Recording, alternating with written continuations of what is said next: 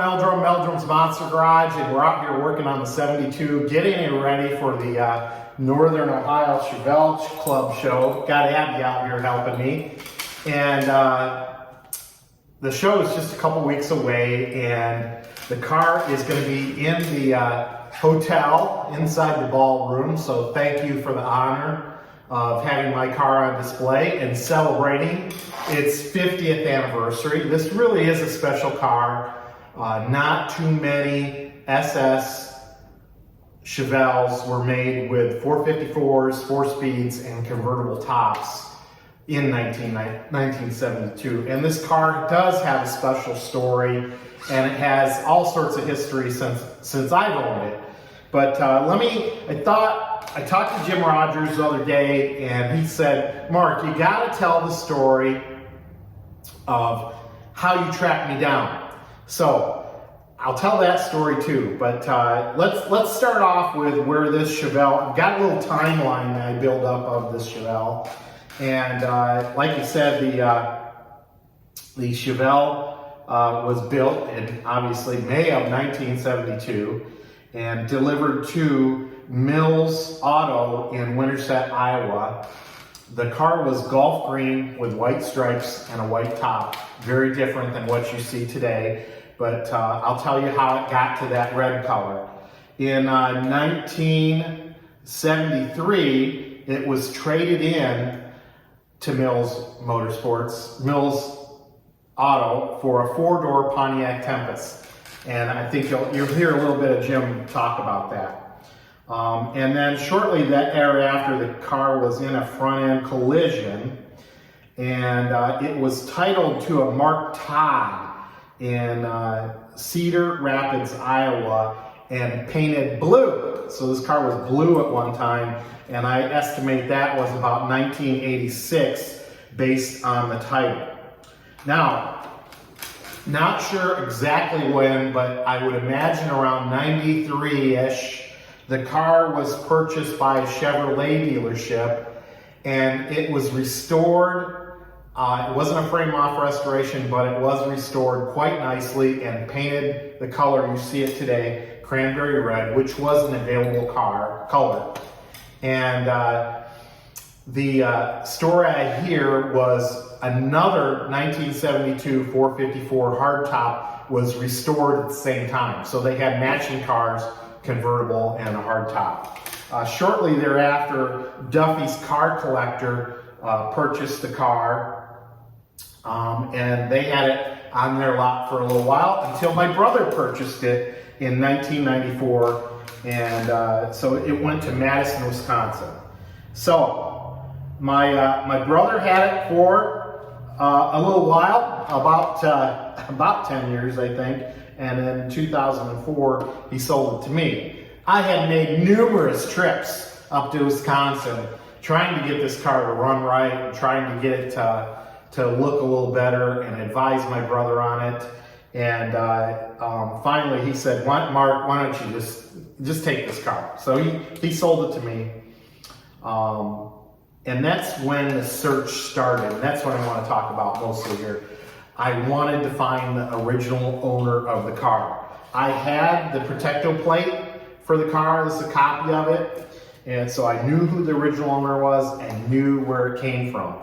So I researched and found out that the Chevrolet dealership had gone out of business. So I was thinking, what do I do now? And I said, well, let's start with the Chamber of Commerce. They should know everybody, that had anything to do with this dealership. So I call up the Chamber of Commerce, and I start talking to this guy, and this is when all the blocks started falling into place here. The gentleman I talked to was actually a salesman at Mills Motors, and he actually remembered the car as I started to describe it to him, and I described, hey, this is from Jim Rogers, and he said, oh my gosh, Jim Rogers bought all sorts of muscle cars from me. He's always such a good customer. And I said, well, do you know where Jim's at? And he says, yeah, I know where he's. I'll track him down for you. I'll get a hold of him, and I'll have him give you a call. So you know, what are the chances that I called the Chamber of Commerce, I talked to the original salesman, and he's going to help me track it down. So that was sometime in the fall. Months went by, I didn't hear from him, so I'm thinking, oh my gosh, this guy was blowing smoke up my butt. But Christmas Eve of 2004, Jim gave me a call. Jim Rogers gave me a call. He says, hey Mark, this is the original owner of, I think you have that 72 Chevelle. And that was the start of a great relationship. He told me great stories about all the muscle cars he owned, which you'll hear some of them in this video also.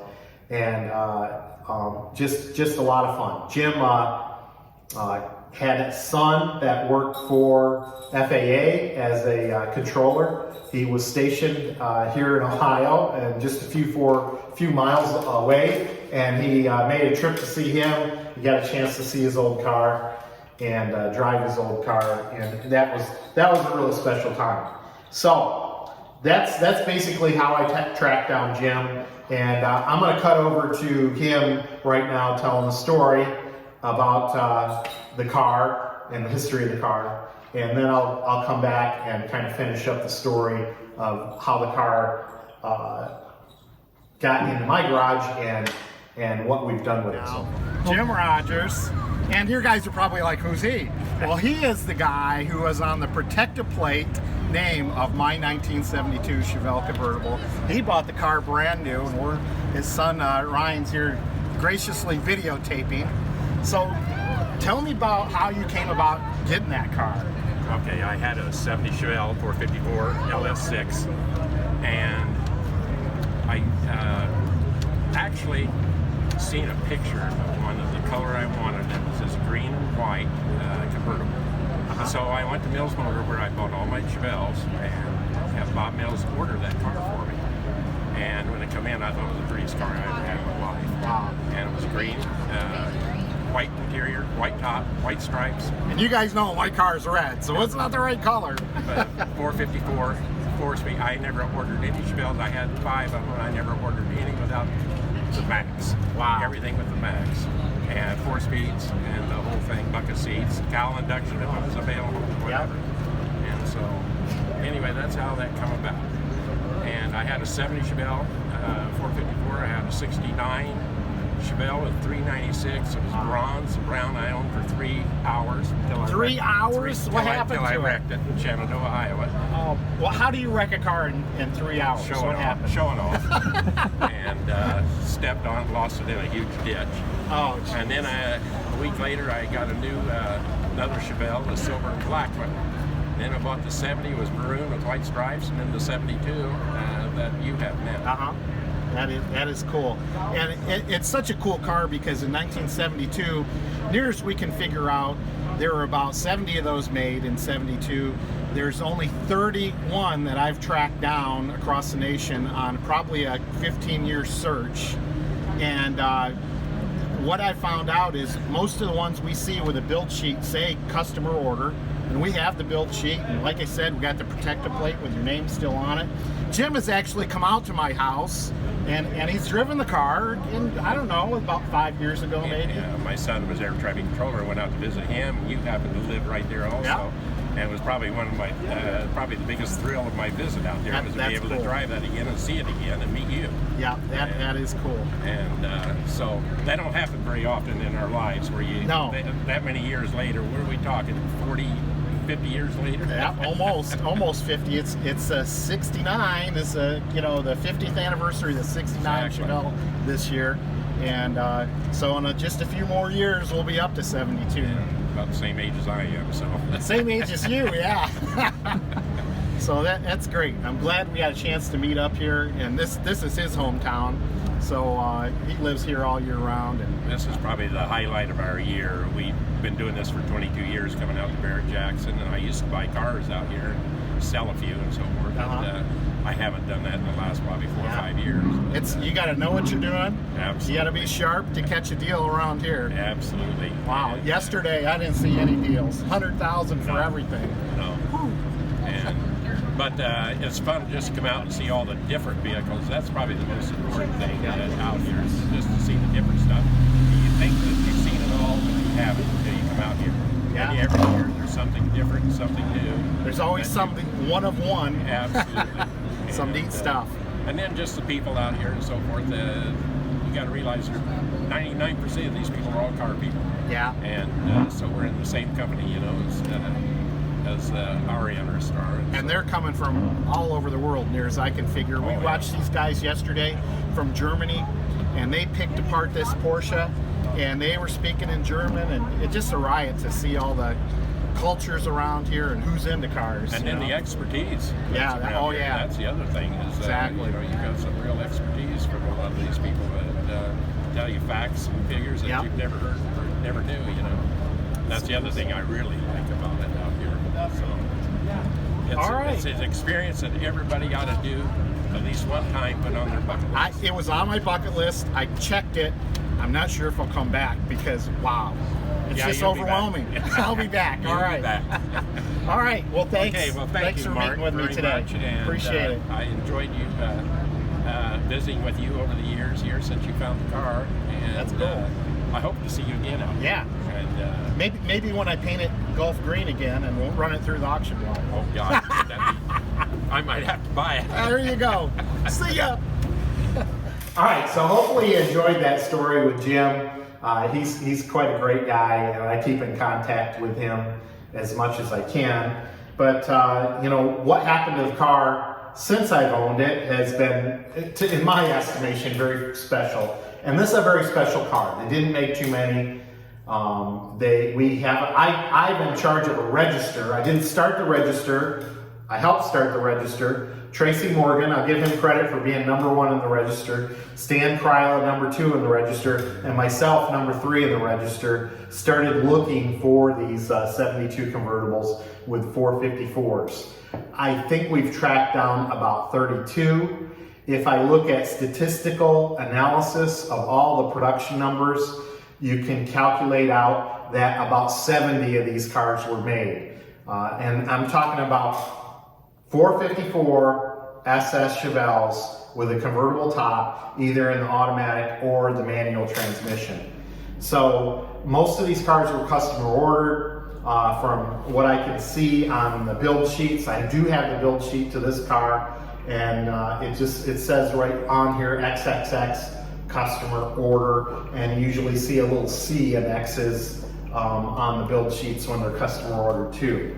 So like I said, I got the car in 2004, and I started having a lot of fun, and I saw an ad in the paper. I think it was a Cruising Times that said, hey, we're starting up a Chevelle club. So, you know, I went to the very first meeting of this Chevelle club and met some of the guys, and they were like, oh wow, that's a cool car. And I think we had about a dozen members. JP Brooks started up the club, and a lot of great people like Ed Nichols and Ken Smith and Larry Robinson and Brian Sarver and Don Justice. Oh my gosh, I'm not going to remember everybody, but Norm, one of our first dozen members, I'll have to go back and look that up, really got me going and enthusiastic about the Chevelle and involved in the national organization that Chuck Hansen was running at that time. So he had a magazine called Chevelle World, and I said, oh my God, I hope I can get my car into Chevelle World. And Chuck actually asked me when I was in Niagara Falls if we could take some pictures of the car and put it in Chevelle World. So he called it the big hair dryer, and it started getting some publicity, I guess you could say, in a national sense. So that was really cool. We would continue to go to regional events with the car, Niagara Falls, down to Georgia to the Peach State Chevelle Show, and we would go to the national event in Goodletts, Tennessee, and got to meet just a ton of great Chevelle enthusiasts over the year. And it chokes me up a little bit because some of my best friends have come because of this car, and I'm not kidding. Okay, suck it up. Okay. I tell you, like I say, had it in Chevelle World in 2006, and then 2008, I was driving back from Niagara Falls, and I got low on oil and probably pushed the car a little bit too much to get home. We would drive it back and forth. I wasn't trailering it. And the engine got sick and started that proverbial rod knock. So in 2008, we did a complete, pulled the engine out, this original engine, got the transmission rebuilt. So whole 9 yards there. We worked with Brian Weber at Weber Automotive on the rebuild. That was a tough rebuild because it took twice to get it done. The engine ended up at 60,000 over, but we saved the stamp on the motor. You can still see the original VIN from the car, partial VIN, and you can see that I think it's a CRX block, which is absolutely the correct block for a 4-speed car, and it's got the M22 rock crusher transmission. So yeah, it's been in numerous Autoramas. We've been in Carcraft. We've been even on the cover of Chevelle World when we had a big reunion of all the W and U Code, which is the 402 motor, which would also be a big block in the Chevelle. We had a big reunion, and Stan Kryla and myself gathered many of these cars together. And I think we had a dozen or so of them together for that event. We tried to get a bunch of cars to come to the Muscle Car National Show in Chicago. I did take it there and had it judged. I can't remember what year. I'm gonna stop. All right, so I thought I'd pop the hood for the rest of the video and kind of, I know I'm bragging a little bit, but like I say, I'm very proud of this car and what it's meant to me and my family over the years, and I'm just so glad to share it with you here today. So we got the hood popped, the motor was restored, and that's where I stopped my story.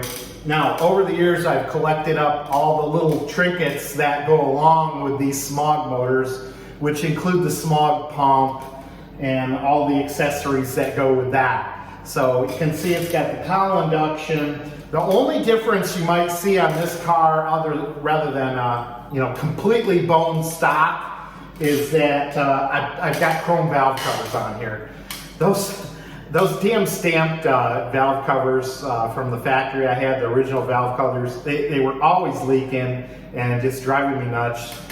So I got some stamped chrome valve covers, and so everything else is like bone stock on this car.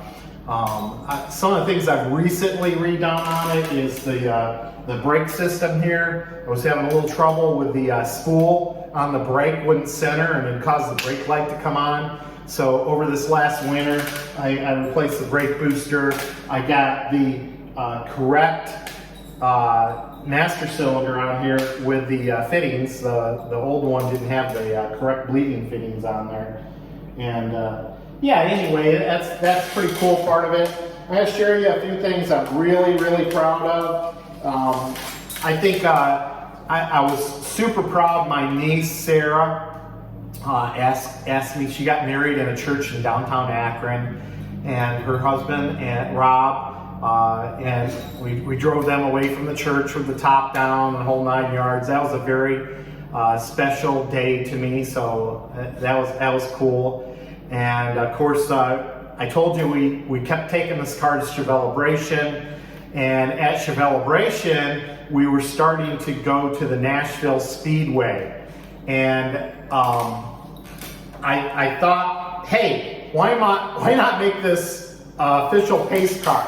So you can see a little picture here of my son Josh and I, and we made the graphics up here. My brother's a graphic artist, that said, official pace car, Chevrolet Chevelle, 1972 Nashville Speedway. Of course, there was no Nashville Speedway in 1972. So it's just kind of a spoof, but I think that a lot of people got a kick out of that. And let's see, one of the other things I'm very proud of is in 2012, we took the car to the Muscle Car Corvette National Show, and the car scored 945 points. and the judges just couldn't see fit to give this a gold award. They said it was a great car, but we can tell it's street driven. And as far as concourse cars go, I mean, you to get a 950 and above and get a gold award is you can't drive your car on the street. It's just not possible. And I know I'm a judge at the show, and I would have given this car a silver award, even though it looks spectacular. So anyway, still very proud of that car, and thank the judges there for doing their work. From that event, Bob Ashton was kind enough to invite me to the Detroit Institute of Ophthalmology. I think that's study of the blind, and it's a concours d'elegance, eyes on design. So they look for cars that have very good designs, and of course, I mean, a 72 Chevelle convertible, this body style is just unbelievable, and you put a convertible top on it and it just sends it over the top. And it was pretty cool because they gave out 2 awards. They gave a blue ribbon and a red ribbon for our muscle car status, and the car got a nice little red ribbon there. I was very super over the top proud of the car for that day. Other things that kind of send this car over the limit is we used it in my son and my daughter-in-law in their wedding.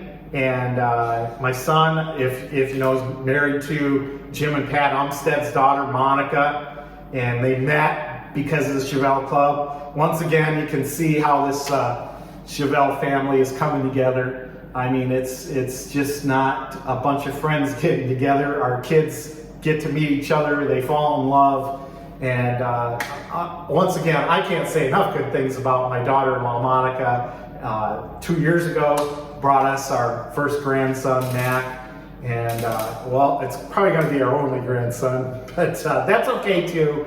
I mean, I only got one son, and we're super proud of them, and just love Jim and Pat Umstead. Pat is the treasurer of our organization, and Jim is also a member that helps out immensely in this organization. So once again, you see the family connection there. Okay, another really cool story of this 1972 Chevelle, and where it really got a national spotlight, and I still can't believe this. Literally blew me away. I'm at work one day, I get a call, and of course I never answer my phone. I let it roll to voicemail, especially when I'm at work and I don't recognize the phone number. But this person said, hey, I'm from ABC Television. We are reaching out to the Chevelle organization because we are in need of a red Chevelle. And we want this car to be on the Great Christmas Light Fight. So I'm like, oh my God, this is a bunch of bullshit. But I called Patty up and I said, hey, ABC Television's give me a call, and they said they want me on TV, and they want me on the Great American Light Fight. And she says, well, did you call them back? And I says, I think this is a scam. She goes, you gotta call them back. This isn't your local car show. This is ABC Television calling you. Mark, you gotta answer that phone call. So I'm like, yeah, but it's a middle of winter. And I don't know what they want with the car. You know, it's snowing outside and all that stuff. So she says, I don't care, call them back. So I call them back and talk to the producers of ABC Television for the Great American Light Fight, hosted by Carter Ostenhouse. And they talked me into coming down there. They actually paid my way down there. And thank God, Jim and Donna Petrello had an enclosed car trailer that they let me borrow in December. It started snowing like crazy. We had to drive the car down to the Columbus area and go out in this really small little town where they were shooting the Great American Light Fight. And here's Abby visiting me. She's getting bored, I guess. She's bored listening to me. Okay, I'll let you go outside in a second. But I go down there, unload the car, met a lot of great people down there, shot all the scenes. I think we started shooting about probably, I don't know, 7 o'clock at night. We were done about 2 a.m.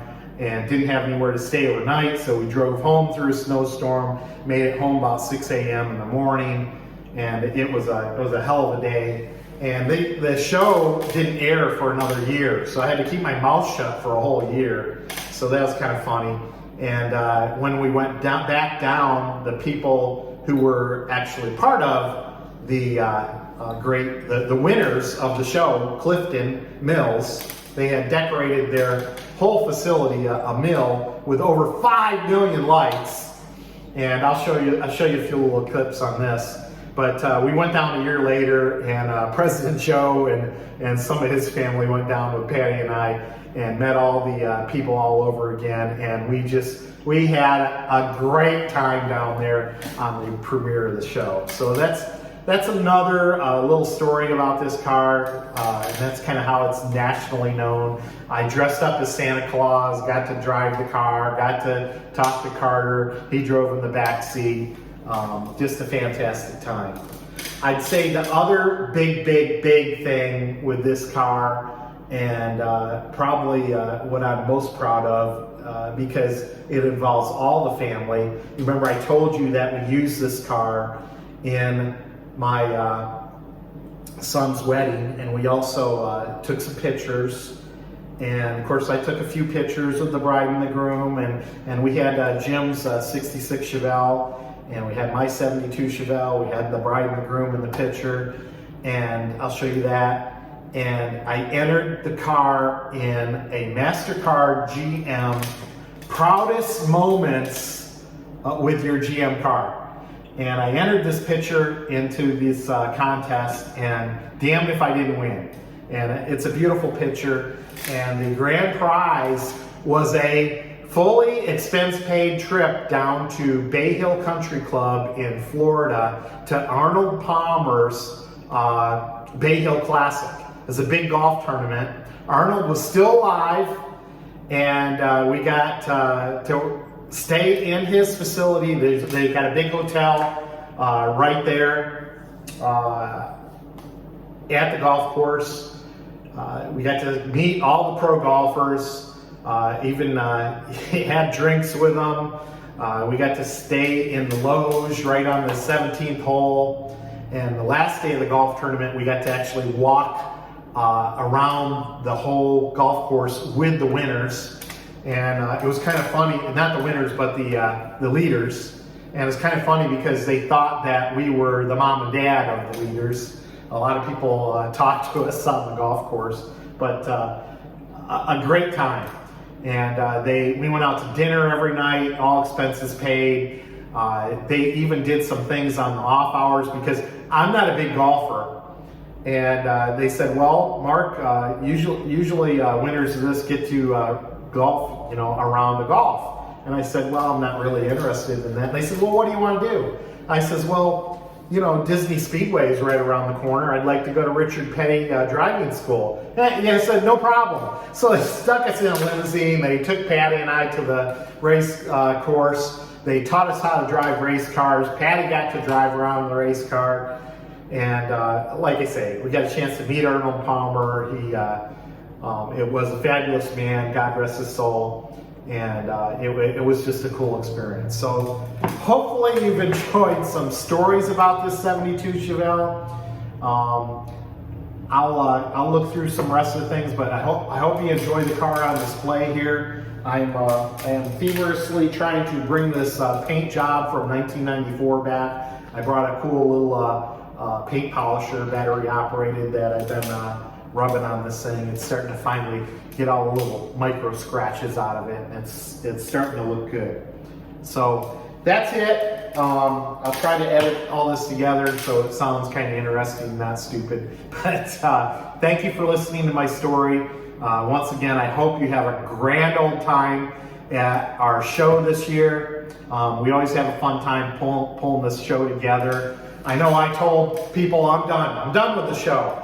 and I have stepped back from quite a few things, but you will see me helping run things this weekend. I'm going to be, Joe's asked me to be part of the awards ceremony, and I'll run around like an idiot and try to make fun on Saturday night too. So I'm looking forward to seeing everybody, meeting all the new people, and once again, coming together with my Chevelle family.